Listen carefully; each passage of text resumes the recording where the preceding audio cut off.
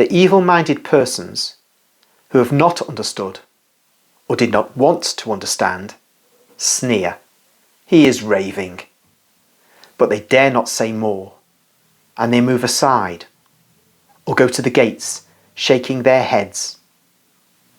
I think that so much prudence is due to the Roman lances and daggers shining in the sunshine against the outer walls. Gamaliel elbows his way through those who have stayed. He arrives near Jesus, who is still absorbed in prayer far from the crowd and the place, and calls him, "Rabbi Jesus." "What do you want, Rabbi Gamaliel?" asks Jesus, looking up, his eyes still absorbed in an internal vision. "An explanation from you." "Tell me." "Go away, all of you," orders Gamaliel, and in such a tone that apostles, disciples, followers, curious people, and Gamaliel's very disciples move aside quickly. Jesus and Gamaliel are alone, facing each other, and they look at each other. Jesus is, as usual, meek and kind. Gamaliel, unintentionally authoritative and proud-looking. A countenance certainly due to years of exaggerated homage. "Master, some words of yours have been related to me. You spoke them at a banquet, of which I disapproved because it was not a genuine one. I fight or I do not fight, but always openly." Just a pause there. What is this banquet, you might be thinking, which Gamaliel disapproves? And so he wasn't present.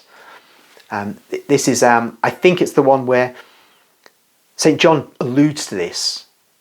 In his Gospel, you'll recall that he says they wanted to make him king, so he fled from them. And Jesus tells us elsewhere in this work that St. John was making an allusion to a conspiracy amongst priests and Pharisees to entrap Jesus in treason against the Romans. And they used gullible souls such as Manaen, who's briefly mentioned in the Acts of the Apostles, who's, I think, Herod's foster brother or half-brother, can't remember which. They used men like Manaen to persuade Jesus that they are on his side. Manaen believes at this point that these men of the temple have misunderstood Jesus and Jesus has misunderstood them. Judas, for a while, when he's in his good phase, Judas Iscariot, thinks this too. But just on the focus on Manaen, he wants to bring about a reconciliation between the temple, the authorities, the leaders of Israel, and Jesus. We don't know what the purpose is. I don't think Manaen really knows what the purpose would be. Not particularly a rising against Rome, which could be suicidal, but just at least to heal the divisions between Jesus and them. And so after much berating, or much attempt to persuade Jesus, Jesus agrees to the proposal to go to meet the leaders of the temple at a banquet. And Manaen has high hopes. I can't recall if Lazarus also is persuaded that this may be the way forward. Jesus said it will come to nothing and it's pointless, but he goes for the sake of Manaen particularly. I think to disabuse him of the nature of these people, because it's very important so to do, because when Jesus leaves the earth, men like Manaen are going to be leaders of the early community, the early Catholic Church. So they must be wise as serpents, as Jesus says. And this is one way of bringing the scales from their eyes. So he goes to this banquet, and I will actually read it on another occasion because it is extremely powerful, the way Jesus deals with them and to see how they are. And they are trying to make him agree to lead a rising against the Romans. And they will be with him and they will support him and they can bring people in large numbers behind him and they can free Israel. And he just basically says no. And that is the end of it. But it isn't just him saying no, there's a whole scene that plays out. That was the banquet I think Gamaliel is talking about. And if it isn't, it's worth talking about anyway, because it's an amazing instance of the duplicity of the leaders of Israel at this point, most of them. And also, it's a useful indicator of how there are statements in the gospel that we can easily gloss over, but have very, very deep meaning. And but for this work of Maria Valtorta's, or of Jesus's through Maria Valtorta, more properly, but for this we would not know what lies behind some brief statements in, say, Gospel of John, such as them wishing to make him king, and he fled from them. So after that long excursion, I'll continue with the words of Gamaliel to Jesus. But I'll recap. Master, some words of yours have been related to me. You spoke them at a banquet, of which I disapproved, because it was not a genuine one. I fight, or I do not fight, but always openly. I meditated on those words. I compared them with the ones which are in my memory. And I've been waiting for you here to ask you about them. But first, I wanted to hear you speak. They have not understood. I hope I will be able to understand. I wrote your words while you were speaking, so that I may meditate on them, not to injure you. Do you believe me? Yes, I do. And may the Most High make them blaze in your spirit. Gamaliel replies, let it be so. Listen. The stones which are to vibrate, are they perhaps those of our hearts? No, Rabbi. These. And Jesus points at the walls of the temple with a rotary motion of his hand. Why are you asking me? Gamaliel responds, because my heart vibrated when the words you spoke at the banquet and your replies to the tempters were related to me. I thought that throbbing was the sign. Jesus replies, no, Rabbi. The throbbing of your heart and of the hearts of a few more people is too little to be the sign which leaves no doubts. Even if you, with rare judgment of humble knowledge of yourself, define your heart stone. O Rabbi Gamaliel, can you really not make of your petrified heart a bright altar receiving God? Not for my benefit, Rabbi, but that your justice may be complete. And Jesus looks kindly at the elderly master, who ruffles his beard and inserts his fingers under his headdress, pressing his forehead and whispering with his head lowered, I cannot. Not yet. But I hope. Will you still give that sign? Yes, I will. Goodbye, Rabbi Jesus. May the Lord come to you, Rabbi Gamaliel. They part. Jesus nods to his disciples and leaves the temple with them. Scribes, Pharisees, Sadducees, disciples, rabbis rush like vultures around Gamaliel, who is putting into his large belt the sheets he has written. I'll just pause there. We can see that from pretty much the start of Jesus' speech, Rabbi Gamaliel has got out pen and ink and paper to write what Jesus was saying. And now he's putting it in his belt. And he said to Jesus, he wanted those words, he wanted to hear him speak so that he could meditate on them. And he's saying he wrote the words while Jesus was speaking. This is very important for understanding how we got the letter to the Hebrews. Continuing with the various people who've now crowded round Gamaliel. Well, what do you think of him? Is he mad? You did the right thing in writing his follies. We will need them. Have you made up your mind? Yesterday, today. More than is needed to convince you. They are speaking uproariously, and Gamaliel is silent while he adjusts his belt. He taps the inkpot hanging from it. He hands back to his disciple the tablet on which he leaned to write on the parchments. Are you not answering? You've not spoken since yesterday, insists one of his colleagues. I'm listening, not to you, to him.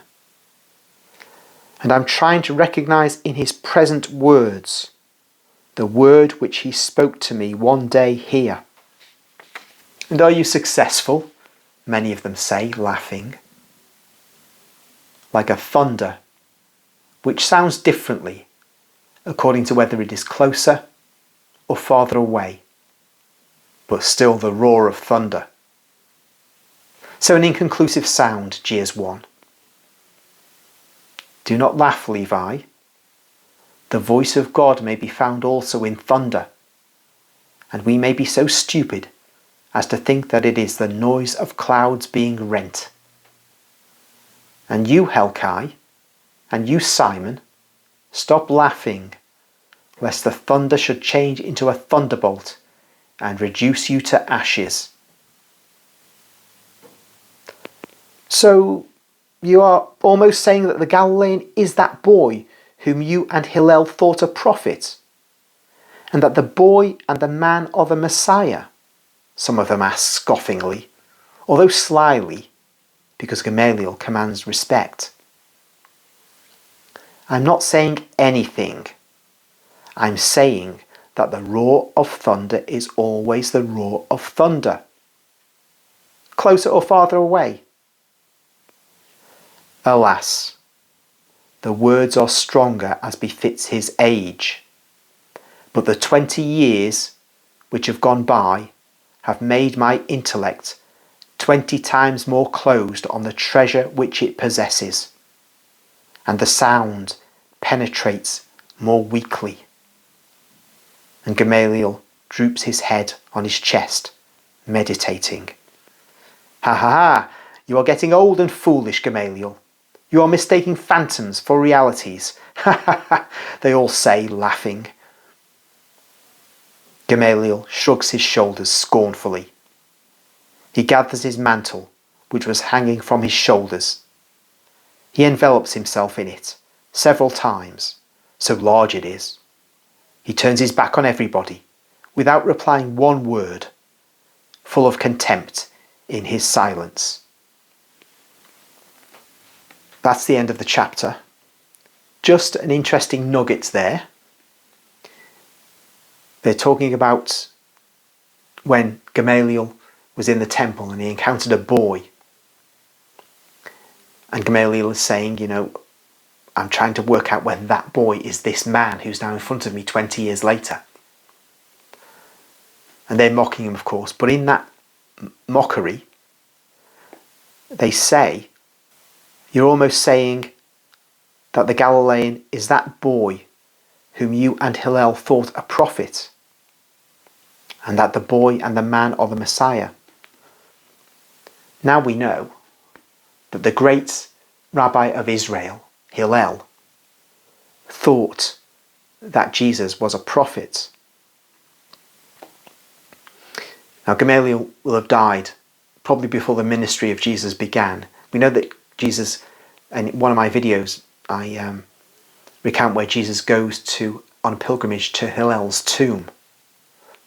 But of course history does not record, and certainly if it were recorded in Jewish history they'd have excised it long, long ago, for obvious reasons.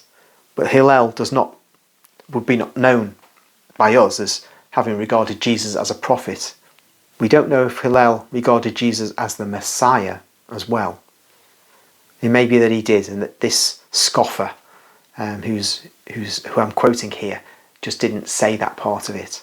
But one of the questions that lie behind this entire speech of Jesus is, what is the quotes from the letters of the Hebrews doing in this speech?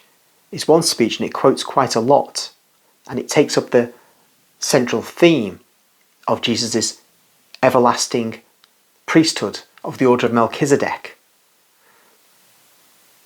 So it's worthwhile looking at the letters of the Hebrews a bit more.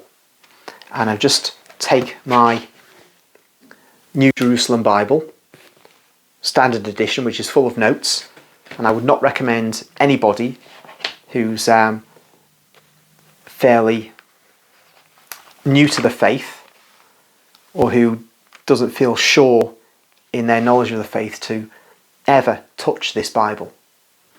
One could get one that's without the notes, but the notes can be quite liberal, to say the very least, and one would not want to be led astray. But once you've got to a certain point, you can sift the wheat from the chaff.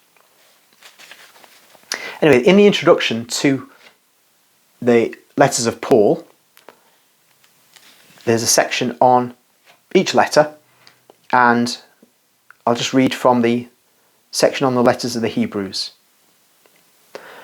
The question of who wrote this letter to the Jewish Christians has, unlike the disputed authorship of the pastoral letters, been a subject of debate from the earliest times. Not that its canonical status was often questioned, but up to the end of the 4th century, the Western Church denied that Paul had written it, and the Eastern Church affirmed Pauline authorship only with many reservations about its literary composition. And they quote Clement of Alexandria and Origen in that regard. Its vocabulary and style have a simplicity and a distinction quite uncharacteristic of Paul. The way in which it quotes and uses the Old Testament is different from Paul's. The usual Pauline greetings and introduction are lacking. And though its doctrine has Pauline overtones, it is so original that its immediate attribution to Paul is difficult.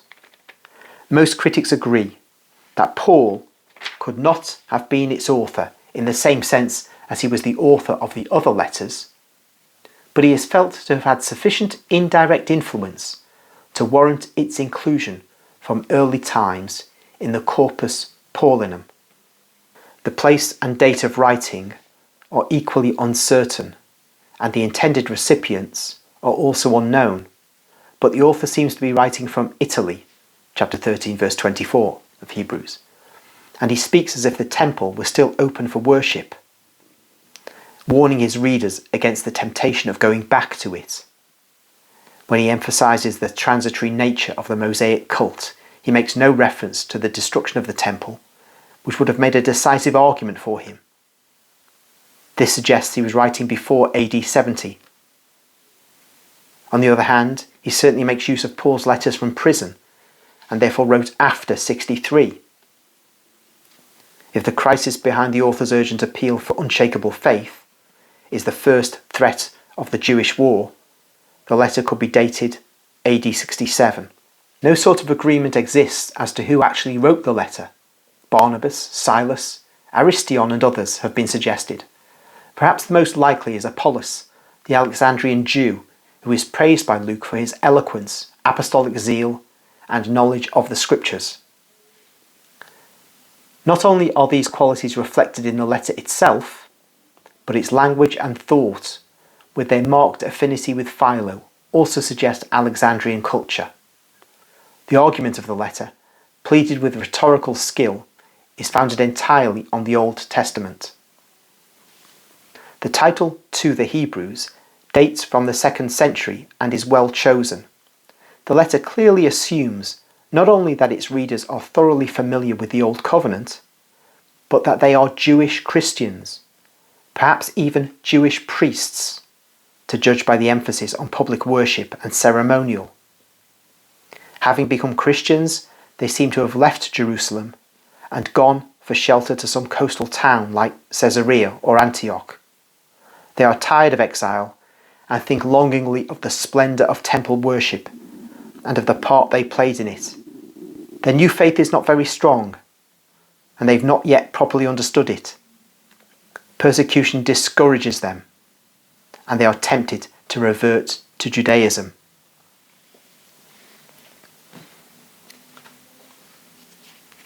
So we have there interesting points in relation to the letters of the Hebrews. And most interestingly, no clear statement of who the author is. Because he does not say in the letter anyway who the author is. It may seem to imply that it's St Paul because it mentions Timothy, but that really would only be a very indirect ascription of authorship. The Catholic Church, as it said, denied in the first 4 centuries that Paul was the author, and the Eastern Church only affirmed Pauline authorship with reservations. So what do we make of that? In the Haydock Bible, great Catholic 19th century Bible, it is affirmed that St Paul wrote it. For centuries, the Catholic Church has affirmed that Paul wrote it. So, and now we're back to the point where we're not affirming that. We're not denying it, we're not affirming it, we're semi-denying it because of the internal structure of the letter and the contents of that letter and the style of that letter. But what is the truth? Well, if we can have a supernatural affirmation one way or the other, that would be very helpful, wouldn't it? So we've got that. We've got it in Maria Valtorta's No Books of 1944. Now open the relevant parts of the letters of the Hebrews so that we can see. Because Jesus does not quite say Paul wrote Hebrews. In his March 16th entry, Maria Valtorta's March 16th entry, where Jesus has spoken to her, he says, Paul says that having offered prayers and entreaties with loud cries and tears in the days of my mortal life to save men from spiritual death, I was heard because of my reverence. And he adds that having arrived at perfection, because I'd learned, that is, complied out of obedience, I became the cause of eternal salvation for all those who are obedient to me. And we find that in the letter to the Hebrews, chapter 5, verse 7 onwards, in the days of his flesh, Jesus offered up prayers and supplications with loud cries and tears to him who was able to save him from death. And he was heard for his godly fear. Although he was a son, he learned obedience through what he suffered. And being made perfect, he became the source of eternal salvation to all who obey him, being designated by God a high priest according to the order of Melchizedek.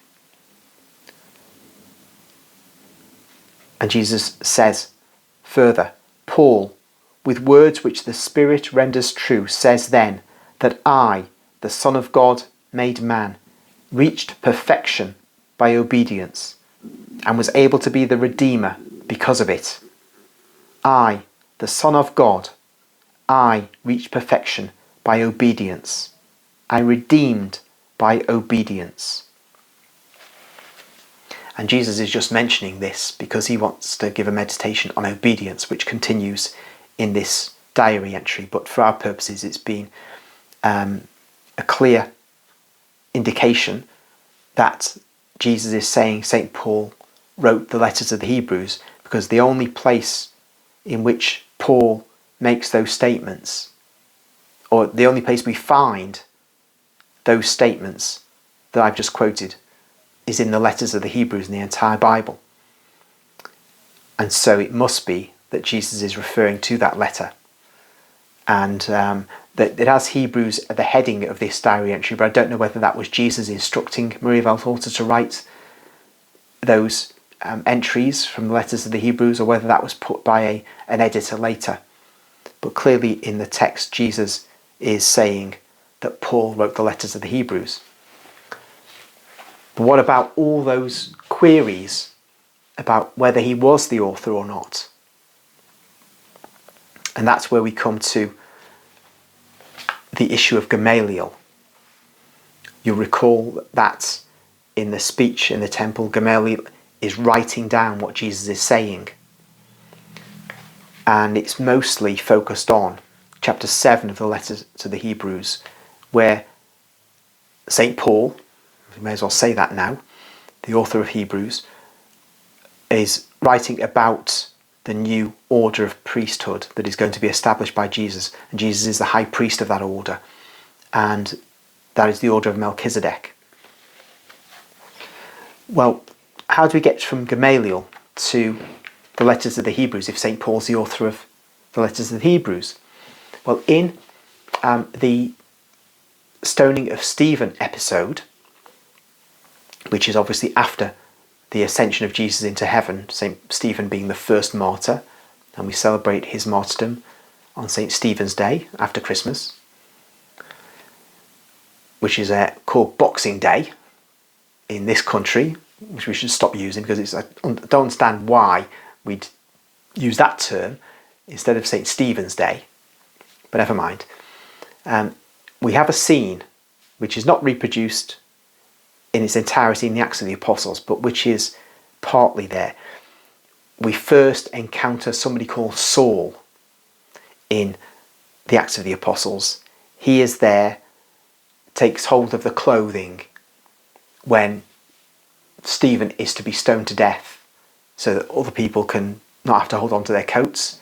They can pick up stones and kill Stephen as a blasphemer, which they then proceed to do with the full support of the Jewish leadership. Paul takes control of the clothes because, as an ancient tradition says, he was very short-sighted, and so he wouldn't be stoning anyone to death. It's not that he was squeamish. He was not. He just didn't have the eyesight for it. And we know he wasn't squeamish because we go to Maria Valtorta now, and we see that he was enraged by Stephen. After Stephen's speech, which is in the Acts of the Apostles, Paul wants him dead and is totally with those who are dragging him out to kill him. But here's something that is crucial and is not reported by Stephen. Paul encounters, or Saul as he still is, encounters Gamaliel, who's there, who totally disapproves and wants nothing to do with this lynch mob. And Paul is enraged at Gamaliel because Gamaliel is just not interested in Saul's wish to kill Stephen. Now we know why, readers of Maria Valtorta's work, because Gamaliel has been profoundly changed.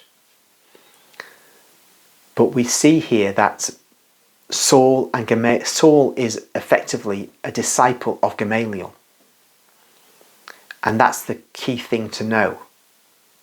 What it seems to me has happened is that Gamaliel's notes of that speech of Jesus in the temple in the last third of the third year of Jesus' public ministry, approximately 6 months before the crucifixion, Gamaliel has given those notes to Saul after Saul's conversion, when he becomes St. Paul. And Paul has used those notes as the basis for his letter to the Hebrews. We effectively have, therefore, authorship, which is partly Paul, but also is actually an authentic letter of Rabbi Gamaliel, the greatest first century rabbi. And I'm not aware of any, there won't be any documents written by Gamaliel that will have come down to us. But it seems to me beyond doubt we have here the authentic writings of the great rabbi of first century Israel. And of course, we now know that we also have a distillation of Jesus' great speech, so profound and theologically dense speech given in the Jerusalem temple, late AD 33, because on the timeline deduced from Maria Valtorta's writings, Jesus dies in April AD 34. There's complex reasons for that, which Matriciani and De Caro have gone into, Italian scientists. We need not go into that now. It's in one of my early videos, if you care to watch that, which it's about concerning the date of the crucifixion. So, having established, it seems, from Maria Valtorta's writings, that yes, Paul is the author of Hebrews, but in a manner of speaking, he's a joint author with Rabbi Gamaliel, and that Gamaliel's own writings are directly put in to the letters of the Hebrews, and that the letters of the Hebrews, in various parts, particularly in chapter 7, is lifted from Jesus' own speech. So we're having the words of Jesus here, whereas we think they might only be in the Gospels and occasional quotes that Paul gives. No, we can know before we die, and we ask Jesus himself directly, we can know now in this life that this is Jesus speaking. So 3 authors of Hebrews: Paul, Gamaliel, and the primary source, Jesus.